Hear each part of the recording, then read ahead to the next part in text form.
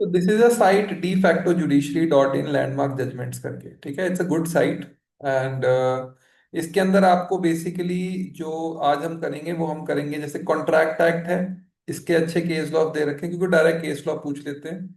इसके अलावा Indian penal code के केस लॉस, कॉन्स्टिट्यूशन के केस लॉस और हिंदू लॉ के केस लॉस, ये आपको आने चाहिए। और टॉर्ट्स के और कॉन्ट्रैक्ट के केस लॉज आपको याद होने चाहिए। कॉन्स्टिट्यूशन के याद होने चाहिए, आईपीसी के याद होने चाहिए। हिंदू लॉ के नहीं भी में पढ़ रखे हैं तो काफी है। तो आप टॉपिक लिख लीजिए, टॉपिक नंबर 4 और 5 एंड 10 एंड 8, ये याद होने चाहिए। ठीक है, 4 एंड 5 एंड 10 एंड 8, राइट। सो ये अब वैसे तो हर सर करवाएंगे, लेकिन आज मैं आपको एक बस ब्रीफ इंट्रोडक्शन दे देता हूँ इसके अंदर आपको कैसे करना है इसको। मतलब हर सर टॉपिक्स ही पढ़ाएंगे आपको, इसमें से केस लॉस तो खुद ही पढ़ने पड़ते हैं, याद करने पड़ते हैं बेसिकली, कि इसके इस केस के अंदर क्या बोला हुआ है, इस केस के अंदर क्या बोला हुआ है। इसमें पूरा कॉन्ट्रैक्ट ही आपको याद हो जाता है एक तरीके से, ठीक है। मान लेते हैं ये बेसिक प्रिंसिपल्स है कॉन्ट्रैक्ट के, यही टॉपिक्स आप पढ़ते हैं। यही टॉपिक लॉक्स के चैनल पे भी आपको वीडियोस मिल जाएंगी कॉन्ट्रैक्ट एक्ट की। मतलब हमारा जो चैनल है यूट्यूब का, उस पर वीडियोस मिल जाते हैं। General principles, offer acceptance, consideration, capacity of contract, free consent, void and voidable contract, quasi contract and damages. तो सबसे पहले अगर जैसे आप देखेंगे तो जनरल प्रिंसिपल्स आते हैं कॉन्ट्रैक्ट के अंदर। जनरल प्रिंसिपल्स होते हैं कैसे कॉन्ट्रैक्ट जनरली बनता है। तो आपको ऐसे याद करना है, जैसे मैं आपको आज क्लास में कराऊंगा बेसिकली आपको अगले 5 में बिल्कुल वैसे ही जाना है। ठीक है, जैसे जैसे सिलेबस होता जाएगा आपको आपको वो करना है। मतलब एक तरीके कॉन्स्टिट्यूशन जैसे चल रहा है तो कॉन्स्टिट्यूशन के केस लॉज वहां से उठा लीजिए। वामिका आपको तो एक्स्ट्रा भी करना है डियर, क्योंकि आपको मैंने जो येलो बुक दी है उसमें से आपको एक्स्ट्रा करना है, आपका पीजी पेपर है। बट बाकी लोगों के लिए बेसिक भी होगा तो चल जाएगा काम, और चलेगा क्या, मतलब दौड़ जाएगा काम अगर आपको इतना आता है। सत्यव्रता घोष वर्सेस मुन्नी राम बांगूर का केस है, 1954 का केस है। ठीक है। तो यहाँ पे बेसिकली देखो इन्होंने क्या बोला कि जो इंग्लिश कोर्ट के डिसीजन है परसुएसिव है नेचर के अंदर। बट जो इंडियन कॉन्ट्रैक्ट एक्ट है, अगर इंग्लिश कोर्ट्स के डिसीजन इंडियन कॉन्ट्रैक्ट एक्ट के अगेंस्ट है तो इंडियन कॉन्ट्रैक्ट एक्ट को माना जाएगा, क्योंकि ये पर्टिकुलर सब्जेक्ट है, एग्जॉस्ट करता है और इम्पॉसिबल करता है इंग्लिश लॉ के केसेस से उठाने के लिए। हाँ, कहीं पर क्लियर नहीं है इंडियन कॉन्ट्रैक्ट एक्ट, वहां पर आप इंग्लिश कोर्ट का कोई डिसीजन दे देते हैं, क्योंकि हमारा कॉन्ट्रैक्ट एक्ट याद रखें, और contract act is Indian contract act is made in 1872। नया लॉ नहीं है, 1872 से लिया गया है। ठीक है। नेक्स्ट आता है मतलब तो इंडियन कॉन्ट्रैक्ट एक्ट की प्राइमेसी है, जहां पर कोई ये है क्या नाम अपना, कोई चीज कह सकते हैं कंफ्यूजन है, और वहां पर अगर ले सकते हो इंग्लिश कोर्ट के तभी होगा, लेकिन जहां पर कॉन्ट्रैक्ट एक्ट ने ढंग से दिया हुआ है वहां पर नहीं होगा। अब आते हैं हम CWT वर्सेस अब्दुल हुसैन के केस में। ठीक है। कमर्शियल ट्रांजैक्शंस में प्रिजम्पशन यही है कि पार्टीज इंटेंड करती है लीगल कॉन्सिक्वेंसेस। ठीक है। बात ये मान लेते हैं कि मैं किसी वकील के पास जाता हूँ, मैं अपना केस देता हूँ, और वो वकील उस चीज को अच्छे से नहीं करता, या फिर इंटेंशनली जाके मान लो नहीं करता है तरीके से, तो कमर्शियल ट्रांजैक्शन की इंटेंशन मानी जाएगी कि यस इसने गलत चीज जो है वो की है। यहाँ पे पार्टीज इंटेंड करती हैं यहाँ पे लीगल कॉन्सिक्वेंसेस, या मैं किसी के साथ कॉन्ट्रैक्ट कर रहा हूँ, ठीक है, तो कमर्शियल ट्रांजैक्शन में इंटेंड किए जाते हैं लीगल कॉन्सिक्वेंसेस। लेकिन मैं अपने पापा को कोई चीज दे रहा हूँ, मान लो मैं कार ले रहा हूँ या फिर मैं कुछ उनको गिफ्ट दे रहा हूँ, वहां पे कोई इंटेंट नहीं होती लीगल। मान लो मैंने अपने पापा को अपनी गिफ्ट दी, बहुत अच्छी कार, आपने 4 करोड़ की गाड़ी गिफ्ट कर दी, आपके पापा ने उसमें आग लगा दी, कोई लीगल कॉन्सिक्वेंस नहीं होगा, बिकॉज आप कमर्शियल ट्रांजैक्शन थोड़ी कर रहे थे अपने फादर के साथ। या तो आपका पहले ही जमीनी विवाद है, आप अलग कर चुके हैं, फादर अलग कर चुके हैं, सारे रिश्ते खत्म हो चुके हैं, और अब आपको कुछ 2 करोड़ देने पड़ रहे हैं, तब वो लीगल कॉन्सिक्वेंस बनेगा, बट जनरली नहीं। बनवारी लाल वर्सेस सुदर्शन दयाल, ये 73 का केस है। Intention to create legal relation is essential. आपने अपने बेटे को बोला बेटा 10th क्लास में अच्छे मार्क्स ले आ, मैं तेरे को मोबाइल फोन दूंगा, आपने बाद में नहीं दिया, बेटा आप पे केस नहीं कर सकता क्योंकि लीगल रिलेशंस बनाने का वो नहीं था। लेकिन आपने मान लेते हैं प्रियांशु को बोला कि प्रियांशु अगर तुम पीयू में रैंक 1 लेकर आते हो तो मैं तुम्हें एज अ रिवॉर्ड 10,000 रुपीज दूंगा, तो लीगल रिलेशंस बनते हैं, बिकॉज मेरी एक कोचिंग इंस्टीट्यूशन और कमर्शियल इंटरेस्ट इन्वॉल्व है। Carlill versus Carbolic Smoke Ball case है, सुप्रीम कोर्ट ने हाईलाइट किया of importance of reducing a contract to writing. जहां तक हो सके कॉन्ट्रैक्ट राइटिंग के अंदर होना चाहिए। इसीलिए जो जमीन के काम है वो सारे राइटिंग के अंदर होते हैं, ओरल कॉन्ट्रैक्ट को जमीन में माना नहीं जाता। अगर 100 रुपए से ऊपर की जमीन का मामला है तो ओरल कॉन्ट्रैक्ट नहीं माने जाते, क्योंकि हर बंदा यही बोलेगा जी मेरी है, तो वो रिटर्न होना चाहिए। Expressing agreement in writing serves to eliminate any ambiguity and ensures clarity of understanding. State of Uttar Pradesh versus Murari Lal AIR 1971 का केस है। सुप्रीम कोर्ट ने बोला कि आर्टिकल 299 वन मैंडेटरी है, कॉन्ट्रैक्ट्स जो आर्टिकल 299 के अंदर जाए जाएंगे वो इनवैलिड होंगे। Article 299, all contracts made under the union or state executive power must be made on behalf of the president or governor and must be executed by an authorized person। Basically IAS वगैरह करते हैं contracts government के behalf पे, तो वही लोग करते हैं ना कॉन्ट्रैक्ट्स, उसको वहीं से secretary, sign by the secretary, इस तरीके से आता है। SBI versus Radheshyam Pandey, it is impossible to separate the legal and illegal parts of the covenant, the contract is entirely void. मान लेते हैं आपने मुझे कहा कि सर आप मुझे 25,000 रुपए दीजिए, मैं आपको 25,000 रुपए के अंदर 12,000 रुपए का आपको मैं लाकर दूंगा, लेट से आलू, और 13,000 का मैं आपको लाकर दूंगा पाकिस्तानी टमाटर। हमने आज कर दिया कॉन्ट्रैक्ट। अब अगले दिन वॉर लग गई, तो 13,000 रुपए का पाकिस्तानी जो टमाटर है वो वॉइड हो गया, क्योंकि मैं ला ही नहीं सकता, बॉर्डर क्लोज हो गए। बॉर्डर क्लोज हो गए ना, तो टमाटर प्याज मैं ला सकता हूं, तो प्याज मैं आपको दे दूंगा, तो जो टमाटर वाला पार्ट है वो वॉइड हो जाएगा। लेकिन मान लेते हैं ऐसा कॉन्ट्रैक्ट था, 25,000 रुपए के टमाटर और प्याज लेकर आएंगे, जो कि कुछ पाकिस्तान से होगा और कुछ जो है वो भारत से होगा, मतलब मान लेते हैं भारत का प्याज होगा और पाकिस्तानी टमाटर होगा। अब इसमें पता ही नहीं है क्या है, तो ये तो हमारी इंटरनल एग्रीमेंट या अंडरस्टैंडिंग थी, तो फिर पूरा कॉन्ट्रैक्ट ही वॉइड हो जाएगा जब वॉर लगेगी, क्योंकि आप इसमें डिफरेंशिएट ही नहीं कर सकते। इम्पॉसिबल है ना सेपरेट करना। लेकिन जहां पर सेपरेट कर सकते थे कि भाई 13,000 रुपए का पाकिस्तानी टमाटर लाना था, तो उसको वॉइड कर देंगे और बाकी जो है वैलिड हो जाएगा। SBI versus Radheshyam Pandey, important case.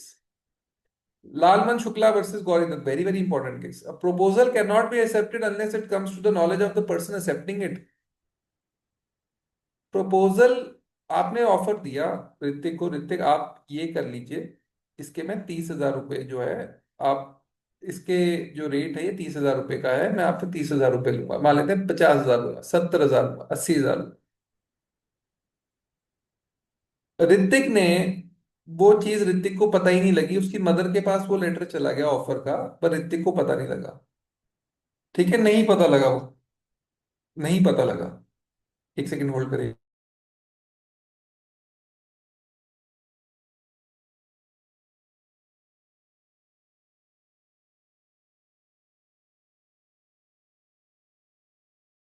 कहते हैं कि proposal cannot be accepted unless it comes to the knowledge of the person accepting it. आपने प्रपोजल दिया, वो एक्सेप्ट उसकी मदर के पास था, वो कैसे एक्सेप्ट कर लेगा? वो नहीं कर सकता ना एक्सेप्ट जब तक उसकी नॉलेज में नहीं आएगा, नॉलेज में आना जरूरी है तभी प्रपोजल एक्सेप्ट होगा। इसमें प्रॉब्लम ये होती है कि जैसे मान लेते हैं ये चीज हो गई, ठीक है, उसकी मदर ने बोल दिया जी हम तो एक्सेप्ट करते हैं, मैंने एक्सेप्ट कर लिया उसके बिहाफ पे, या मैंने एक्सेप्ट कर लिया, नहीं माना जाएगा वो।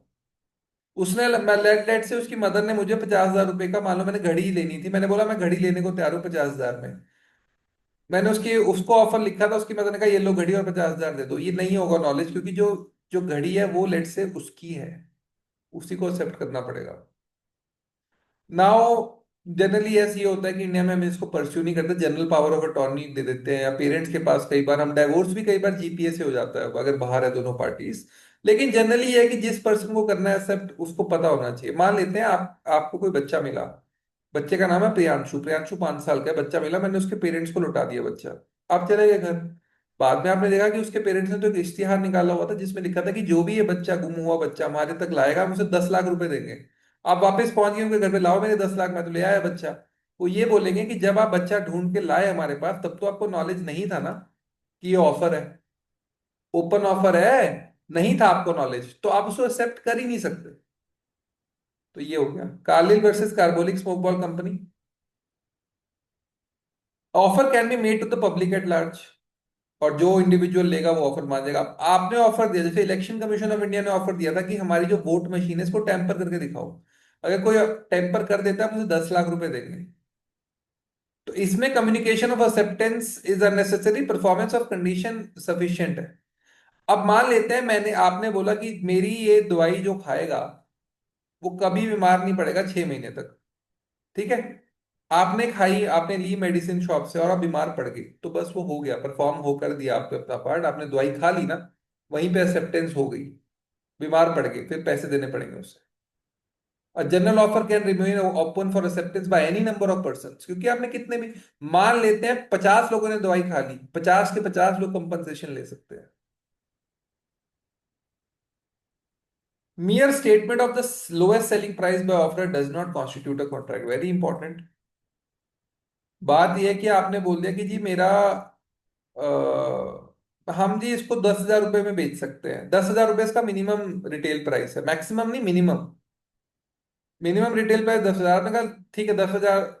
10,000 आपने लिखा हुआ है, लेट से शॉप के बाहर लिखा हुआ है, या वैसे ही आप 10,000 रुपये रेट लगाया हुआ है आपने, और मिनिमम रिटेल प्राइस 10,000। आपने कहा लो 10,000 रुपये दो और दे दो। उसने कहा मैं नहीं दूंगा आपको, अभी तो मैंने सिर्फ रेट ही लगाया है, स्टेटमेंट ही तो दी है कि इसका लोएस्ट प्राइस ये है, मैक्सिमम जितने मर्जी तक जा सकता है। Pharmaceutical society of Great Britain versus Boot cash chemical limited. देखिए, displaying goods in a shop with price tag does not constitute an offer even in a self service shop, it is an invitation to offer. भाई basic सी बात है। आप जाएंगे shop में, मान लेते 10,000 रुपए में एक मैनेक्विन है, मतलब वो जो बुत लगा होता है, बुत बेसिकली व्हाइट कलर के बुत होते हैं ना जिनमें कपड़े डाले होते हैं, बुत लगा हुआ है, और उसमें प्राइस टैग लगा हुआ है 10,000 रुपए का। आप गए निकाल के दो, बंदा दुकानदार बोले मैं नहीं देना चाहता, ये शर्ट हमारे को हमारे लिए डिस्प्ले शर्ट है, हम नहीं देंगे। आप केस कर देते हो कि क्यों नहीं दोगे, मैं तो डिस्प्ले शर्ट देख के ही आया, क्यों लगाइए डिस्प्ले पे अगर नहीं देनी है तो displaying goods in a shop with price tag does not constitute an offer even in a self service shop, it is an invitation to offer. तो यहां पर ये चीज आती है, वेरी इंपॉर्टेंट।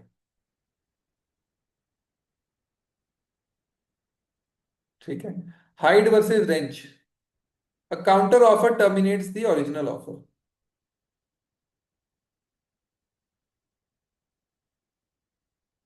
ठीक है, hide versus range. A counter offer terminates the original offer. मैंने ऑफर दिया आपको भाई 10 लाख रुपए में गाड़ी लेगा। आपने कहा नहीं मैं तो इसको 9 लाख में दूंगा। तो मैंने कहा ठीक है भाई, मैं अभी सोचूंगा। बाद में आपने 10 लाख रुपए मेरे पास ट्रांसफर कर दिए, बोला मैं 10 लाख में ले रहा हूँ। आप बोलोगे नहीं मैं नहीं दे रहा, आप क्योंकि तुमने मुझे काउंटर ऑफर दे दिया था ना। या तो आप एक्सेप्ट कर लेते 10 लाख रुपए में मैं ले रहा हूँ, या तो आप बोल देते कि नहीं मैं नहीं ले रहा हूँ। लेकिन अगर आपने मुझे काउंटर ऑफर दिया तो वहीं पर मेरा ओरिजिनल ऑफर खत्म हो जाता है। उसके बाद कॉन्ट्रैक्ट नहीं हो सकता, उसके बाद तब होगा कॉन्ट्रैक्ट जब मैं बोलूंगा ठीक है मैं 2 लाख रुपए में लेने को तैयार हूं, देने को तैयार हूं ऑब्वियसली। क्योंकि काउंटर ऑफर में ओरिजिनल ऑफर खत्म हो गया, बस आप ये मान के चलिए। और ये केसेस इंपॉर्टेंट है, डायरेक्ट ही पूछ लेते हैं, डायरेक्ट पूछ लेते हैं। अपटॉन रूरल डिस्ट्रिक्ट कॉर्पोरेशन वर्सेस पावल। कॉन्ट्रैक्ट कैन बी एक्सप्रेस और implied. A contract can be expressed or implied. Defendant mistakenly summoned fire brigade services, believing them to be free. The court deemed services rendered under an implied promise to pay. तो court ने यहाँ पे contract can be express और employed, आप मान लेते हैं किसी का कॉन्ट्रैक्ट कर रहे हैं, रिटर्न कॉन्ट्रैक्ट नहीं है, जमीनी तो ट्रांसफर ऑफ प्रॉपर्टी में आता है। मान लेते हैं आप किसी शॉप में गए, रेस्टोरेंट में गए खाना खाने, अब खाना खा रहे हैं, आपने पे बिल नहीं, आपने बोला बिल क्या होता है, बिल तो मुझे पता ही नहीं है बिल भी कोई चीज होती है। तो ये कॉन्ट्रैक्ट तो इम्प्लाइड था ना कि आप कहीं खाना खाने जा रहे हैं, बिल तो बाद में ही देता है, वो शुरू में थोड़ी बिल दे देता है आपको। अनटिल अनलेस कि केएफसी या मैकडोनल्ड टाइप है कि स्टार्टिंग में बिल पे करना पड़ता है, तो कॉन्ट्रैक्ट कैन बी इम्प्लाइड। तो डिफेंडेंटली मिस्टेकन सबमिट कर देते हैं फायर ब्रिगेड सर्विसेज को, believing them to be free. Court कहता है भाई पैसे दीजिए, फ्री नहीं है।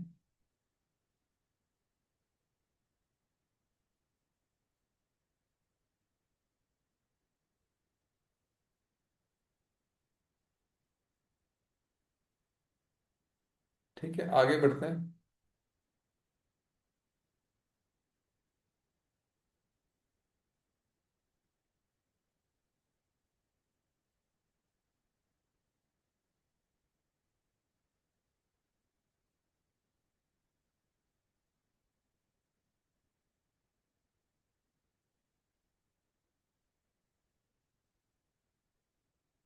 ठीक है।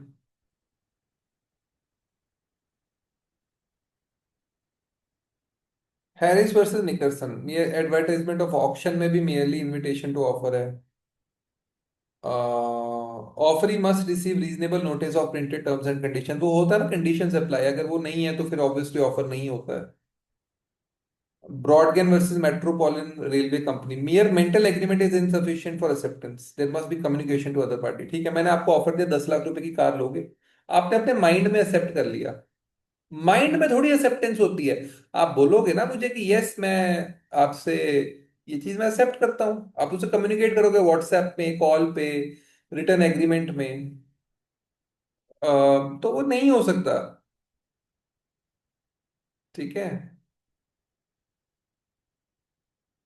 तो ये चीज आती है।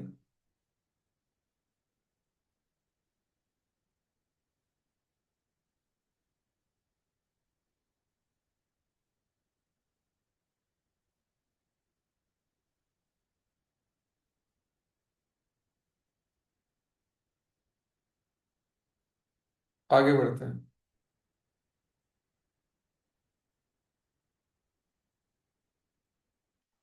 Specific offer can only be accepted by the person to whom it is directed, जैसे मैंने आपको बताया, मैंने ऋतिक को ऑफर दिया कि 50,000 रुपये में फोन ले लीजिए, तो ऋतिक ही एक्सेप्ट कर सकता है, उससे प्रियांशु नहीं एक्सेप्ट कर सकता, उसे बाकी कोई एक्सेप्ट नहीं कर सकता। It's a specific offer.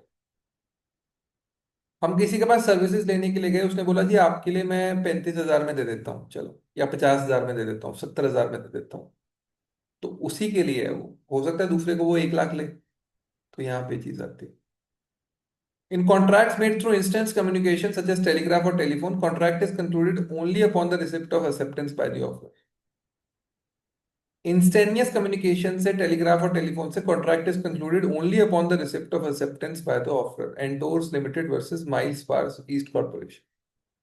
फिर आता है Bhagwan Das versus Girdhari Lal and company.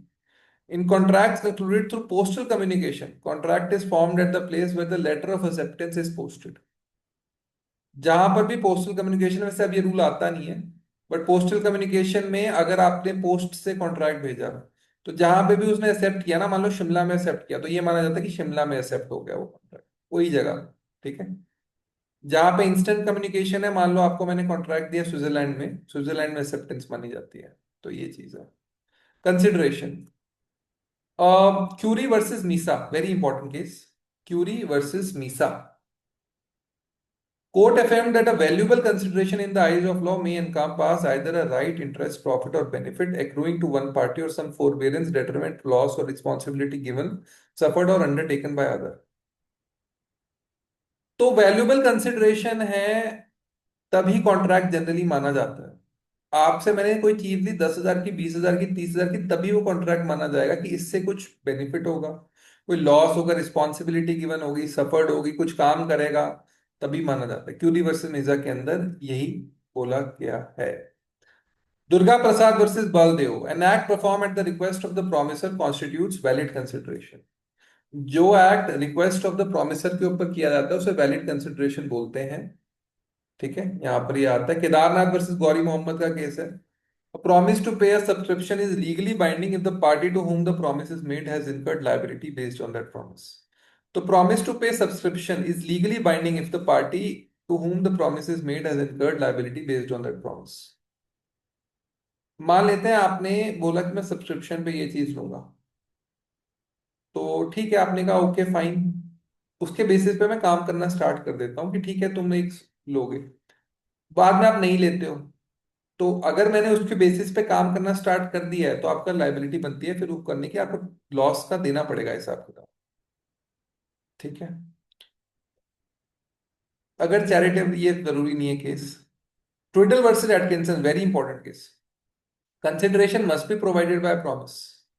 A stranger to consideration can not bring a legal action. मेरे और ऋतिक के बीच में कॉन्ट्रैक्ट हुआ 15,000 रुपए को लेके, उस केस में प्रियांशु हम पे केस नहीं डाल सकता, या प्रियांशु ऋतिक के बिहाफ पे केस नहीं डाल सकता, या फिर स्नेहा कोई केस नहीं डाल सकती। उसका रीजन है कि she is a stranger to the contract. Contract is always personal. Contract is never ever public की तरह नहीं होता। Contract contract is never ever public, it is personal. ठीक है जी। आगे बढ़ते हैं।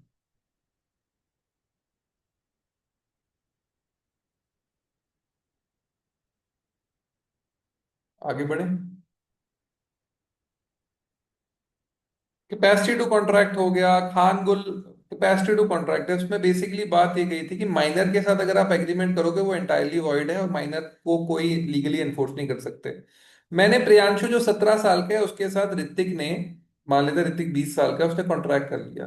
बोला कि ठीक है भाई, मैं तुम्हें घड़ी दूंगा 15,000 रुपए की। कोर्ट में जब एक और मान लेते हैं मतलब घड़ी मैं ले लूंगा तुमसे प्रियांशु 15,000 की, मैं तुम्हें 15,000 ट्रांसफर कर रहा हूँ, बाद में प्रियांशु ने घड़ी दी ही नहीं।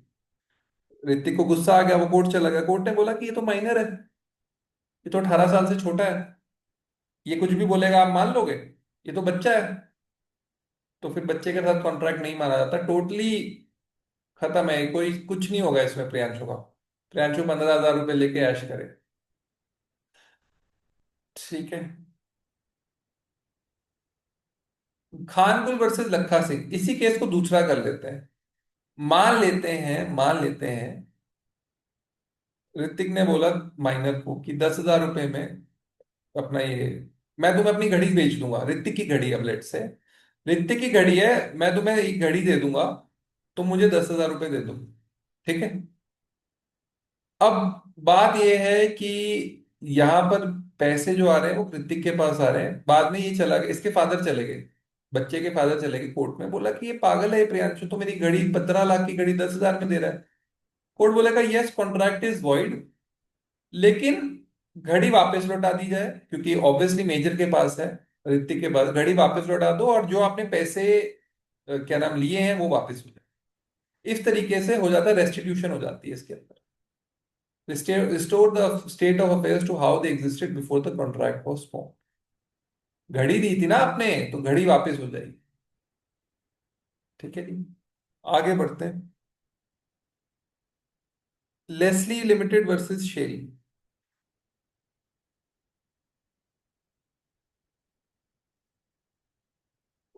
घड़ी दी थी ऋतिक, मतलब इसमें हाँ बस एक चीज ध्यान रहे, घड़ी मान लो ऋतिक ने दे होनी चाहिए 10,000 रुपए में, घड़ी ऋतिक की है, और जो फादर है वो बोल रहे हैं कि भैया 10,000 की तो घड़ी नहीं है, तो घड़ी 1,000 रुपए की है। घड़ी जो है, क्योंकि जो पैसा नहीं है ना, जो कि मान लो घड़ी दी है उसने।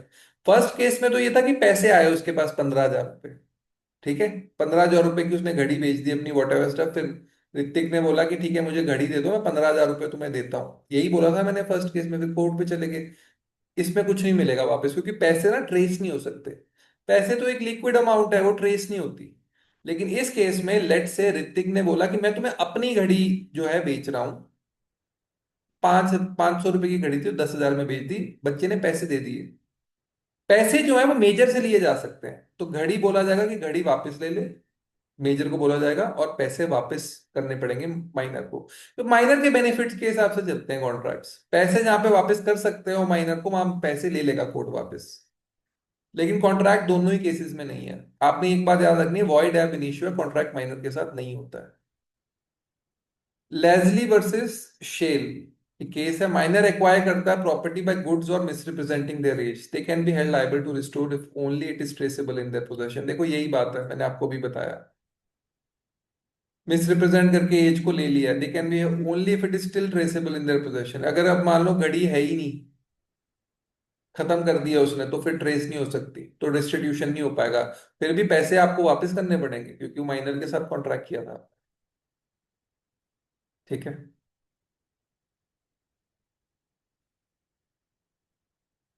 देखिए, doctrine of restitution does not apply where a minor has received money instead of goods because restitution ceases where repayment begins.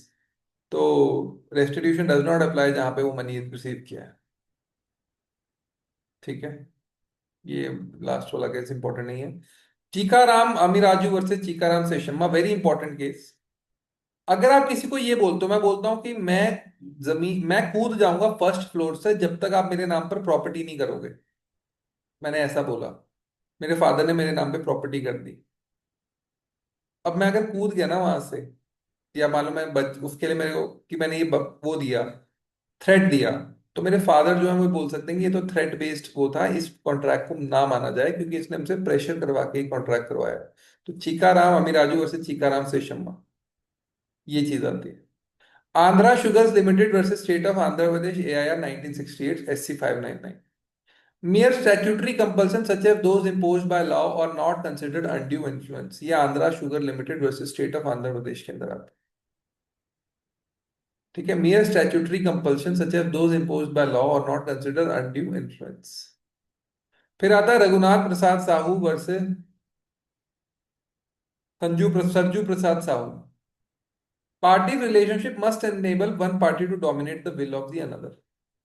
यहां पे बोला गया कि अनडू इन्फ्लुएंस क्या होता है।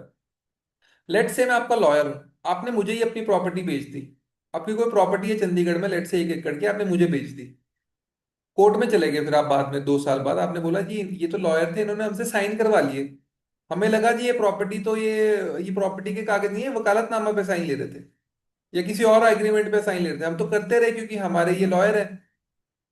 तो कोर्ट बोलेगा लॉयर से कि भाई तुम अंडर इन्फ्लुएंस पे हो, वो तो ट्रस्ट बेस्ड रिलेशनशिप है, लॉयर का, डॉक्टर का, टीचर का, गुरु का ट्रस्ट बेस्ड रिलेशनशिप है। इसमें फिर लॉयर को प्रूव करना पड़ेगा, नहीं भाई मैंने 1 करोड़ 1 एकड़ की प्रॉपर्टी ली है, मैंने 100 करोड़ इसके अकाउंट में ट्रांसफर किए हैं। अगर मान लो लॉयर ने बोल दिया नहीं जी मैंने लाख रुपए में लिए, कोर्ट बोलेगा हमें बेवकूफ समझा हुआ है, आप लॉयर थे इनके, आपका ट्रस्ट बेस्ड रिलेशन। देखिए लॉयर के साथ ना आपका बड़ा ट्रस्ट बेस्ड रिलेशनशिप होता है। It's a fiduciary relationship, it's not a pecuniary relationship. Pecuniary बाद में आता है, फिड्यूशरी पहले है। It's a trust based relationship. तो जब लॉयर के साथ आपके टर्म्स खराब होते हैं तो आपका फिड्यूशरी रिलेशनशिप खराब होता है, वो बहुत नुकसान होता है उसमें। क्योंकि once dominance is establish, dominance है लॉयर की आपके ऊपर, क्योंकि ट्रस्ट एस्टेब्लिश हो गया। 1 लाख रुपए में आपने 1 एकड़ की जगह मिलती है चंडीगढ़ में, नहीं मिलती है। तो भाई लॉयर को फिर वो जगह वापस चली जाएगी पार्टीज को, लाख रुपया भी गया। Undue influence. Subhash Chandra Das versus Ganga Prasad Das, law of undue influence applies equally to gifts made during life. जो भी लाइफ के अंदर आप अनडू इन्फ्लुएंस करते हैं वो ड्यूरिंग लाइफ जो है वो अप्लाई करता है इंटर वाइवा एंड कॉन्ट्रैक्ट्स। मान लेते हैं मेरे फादर ने जबरदस्ती, मेरे दादाजी मुझे कुछ प्रॉपर्टी छोड़ के गए पर्सनल गिफ्ट के तौर पे, मेरे फादर ने करवा ली जबरदस्ती अपने नाम पे, तो भाई obviously applies.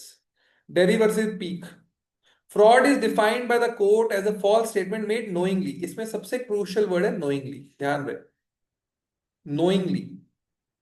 Fraud is design defined by the court as a statement made knowingly. Knowingly जब आप करते हैं, गलत चीज बोलते हैं, मान लो मैंने आपको बोला कि मेरी गाड़ी है मारुति स्विफ्ट डिजायर, ये आपको 25 25 किलोमीटर प्रति लीटर की माइलेज दे रही है, जबकि गाड़ी दे रही है 5 किलोमीटर प्रति लीटर की माइलेज, तो मैंने नोइंगली वो गला, ये फ्रॉड है,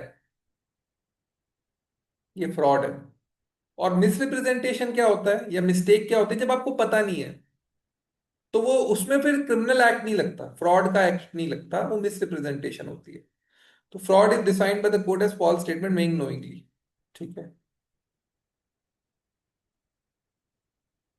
म्यूचुअल फैक्ट पे मिस्टेक हो गई है। मान लेते हैं मैंने आपको कहा कि मैं इस्लामाबाद में मेरा मान लेते हैं मैंने आपको कहा श्रीनगर में मेरा हमीरपुर में मेरा जो घर है वो 1 करोड़ में मैं बेचने को तैयार हूं। तो आपने कर दिया साइन, मैंने भी कर दिया साइन, मान लो कॉन्ट्रैक्ट हो गया, हमारा बयाना हो गया, आपने कॉन्ट्रैक्ट कर लिया साइन, अभी रजिस्ट्री पे नहीं गए, कॉन्ट्रैक्ट हमने कर लिया कि हमीरपुर का जो घर है वो हम कर लेंगे। अब आप जब आपने बोला चलो चलते हैं फिर प्रॉपर्टी करने, तो जब चलने गए तो मैं आपको हिमाचल लेके जाने लगा, आपने बोला मैं तो हमीरपुर यूपी वाला समझ रहा था। तो हमीरपुर 2 शहर है, एक यूपी में है और एक हिमाचल में है। तो भाई फिर हिमाचल वाला खत्म हो गया, फिर वो ये कॉन्ट्रैक्ट नहीं, क्योंकि म्यूचुअल मिस्टेक हो गया, आपको लगा यूपी, उसको लगा हिमाचल, म्यूचुअल मिस्टेक। लेकिन मान लेते हैं मैंने आपको कहा शिमला में, और शिमला एक ही है, उसमें मिस्टेक नहीं हो सकती, शिमला इज वन, तो आप नहीं बच पाएंगे यहाँ पे। ठीक है, if there is one party who commits fraud there is no mistake, ये चलो आपको करने की जरूरत नहीं है। Void and voidable contract, a wagering contract has the following essentials. ठीक है, एक दो सट्टा लगाना बोलते हैं ना वेजरिंग कॉन्ट्रैक्ट, आज अगर बारिश होगी तो मैं तुझे 10 रुपए दूंगा, ये कॉन्ट्रैक्ट वॉइड होते हैं, सट्टेबाजी वॉइड है। दो ही केसेस में अलाउड है, लॉटरी, अगर स्टेट निकाल रही है लॉटरी, जैसे पंजाब स्टेट लॉटरी निकालता है, स्टेट निकाले लॉटरी, हिमाचल भी निकालने लगेगा, या फिर हॉर्स रेसिंग में सट्टेबाजी अलाउड है, ऑफिशियल है, अंग्रेजों को जो पसंद था उसमें सब अलाउड है। बाकी बाकी सट्टेबाजी है, ठीक है। क्रिकेट में जैसे भी बैन होगी वो ड्रीम इलेवन वगैरह ऐप्स, वो उनको सट्टेबाजी में डाल दिया कि ये ठीक नहीं है काम। तो वेजरिंग कॉन्ट्रैक्ट के फॉलोइंग एसेंशियल्स है, event must be uncertain. Obviously बारिश होगी या नहीं होगी ये तो अनसर्टेन है। इंडिया क्रिकेट टीम मैच जीतेगी नहीं जीतेगी, मान लो कल का जो सट्टा लगेगा मैच का, इंडिया वर्सेस पाकिस्तान का मैच है कल, फाइनल। अब पाकिस्तान जीतेगी इंडिया जीतेगी, लेट से रेशो है 10% चांस है पाकिस्तान का कि वो जीत सकते, 10% भी नहीं होगा, 1% ही चांस है लेट से 100 में से। अब मान लेते हैं कोई 1% चांस पे अपने 1000 रुपए लगा रहा है, तो 99% चांस इंडिया के हैं। तो अगर इंडिया हार गई तो टेक्निकली वो 99,000 प्लस 1,000, वो 1 लाख रुपए जीतेगा, अपने 1000 रुपए पे वो लाख रुपए लेके जाएगा। 100 गुना का मतलब फायदा एक तरीके से। लेकिन अगर वो हार गया तो ऑब्वियसली हार ही गया। तो event must be uncertain, both parties must have mutual chances of gain और लॉस। ऑब्वियसली म्यूचुअली चांसेस हैं, गेन भी हो सकता है लॉस भी हो सकता है। एक्सेप्ट विनिंग और लूजिंग में मेरा कोई वो नहीं है। और neither party should have control, मेरा भी कोई आउटकम पे कंट्रोल नहीं, इसको सट्टेबाजी इंडिया में बैन है ये, ठीक है। Wagering agreements are void, they are not considered illegal in India but void है। इलीगल नहीं है बट वॉइड है, इसमें मान्यता नहीं है, मान्यता नहीं दी हुई है, ठीक है।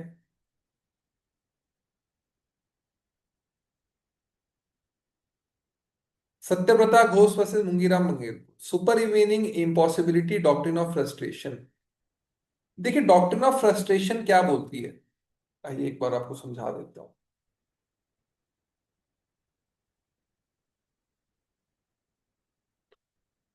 बियॉन्ड पार्टी से कंट्रोल के अगर कोई ऐसा अनफोर्स इवेंट हो जाता है जिससे कि बहुत जबरदस्त सिचुएशन चेंज हो गई है, तो doctrine of frustrate, contract frustrate हो जाता है। मैंने कॉन्ट्रैक्ट किया ऋतिक के साथ कि ऋतिक मैं आपको दिन में मैं आपको अगले महीने हर दिन दूध दूंगा, ठीक है। गाय का दूध भैंस का दूध जो भी है ले आके दूंगा।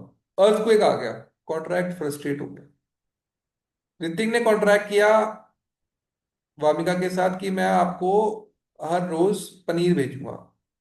मान लेते हैं फ्लू फैल गया या फिर लेट से कोई कोविड हो गया और आप देना पॉसिबल नहीं है, सारी एप्स बंद होगी, ब्लिंकिट स्नैपडील सब बंद हो गया, तो फिर नहीं दे सकते आप पनीर फिर।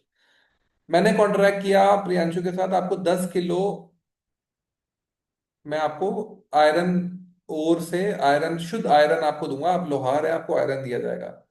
गवर्नमेंट ने वो कंपनी बंद कर दिया, वो माइनिंग माइनिंग का बंद करने का ऑर्डर दे दिया, तो कॉन्ट्रैक्ट फ्रस्ट्रेट हो गया। इसमें फिर किसी को पेनल्टी नहीं लगती, रेस्टिट्यूशन हो जाती है। रेस्टिट्यूशन मतलब कि लेट से आपने मुझे 10,000 रुपए दिए थे 10 किलो आयरन के, वो मुझे वापस करने पड़ेंगे आपको। और बस फिर कॉन्ट्रैक्ट फ्रस्ट्रेट हो गया। ऐसे तो पेनल्टी लगती ना अगर मैं अपना कॉन्ट्रैक्ट तोड़ता हूँ।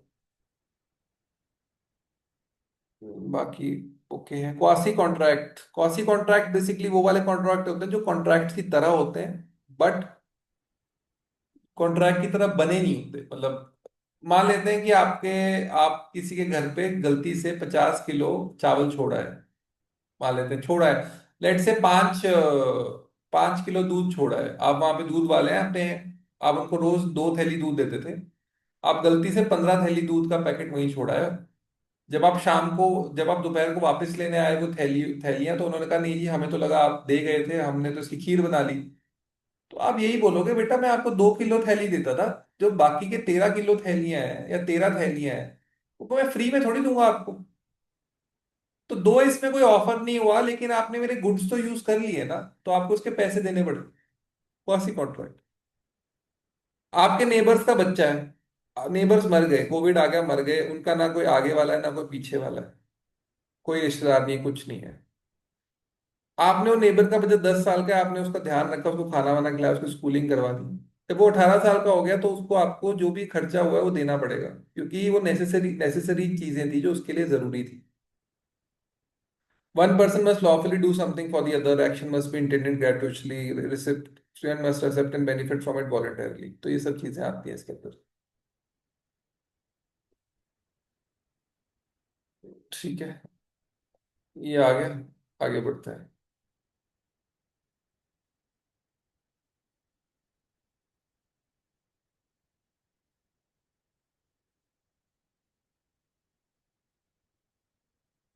आगे एक सेकेंड।